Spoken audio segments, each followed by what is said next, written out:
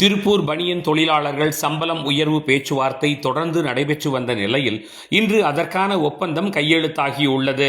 இதற்காக நடைபெற்ற கூட்டு கமிட்டி கூட்டத்தில் இன்று ஏற்றுக்கொள்ளப்பட்ட ஒப்பந்தத்தின்படி பனியன் தொழிலாளர்களுக்கு தற்போது வழங்கப்படும் சம்பளத்தில் இருந்து 33% உயர்த்தி வழங்கப்படும். அதேபோல் 1% பஞ்சப்படி உயர்வும் வழங்கப்பட்டுள்ளது. இந்த ஒப்பந்தத்தின்படி இந்த சம்பளம் 2026 முதல் 2030 ஆண்டு வரை 4 ஆண்டு காலத்தில் நடைமுறையில் இருக்கும் என்று தெரிவிக்கப்பட்டுள்ளது.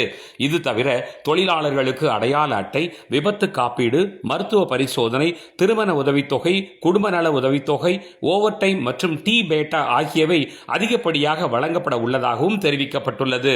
இது குறித்து உற்பத்தியாளர்கள் சங்கம் மற்றும் தொழிற்சங்கங்கள் சார்பிலும் மகிழ்ச்சியோடு ஏற்றுக்கொண்டதாக தெரிவித்தனர். இந்த ஊதிய உயர்வு ஒப்பந்தம் திருப்பூர் பின்னலாடை தொழிலில் ஒரு புதிய எழுச்சியை ஏற்படுத்தும் என்பதில் ஐயமில்லை. நியூஸ் திருப்பூர்.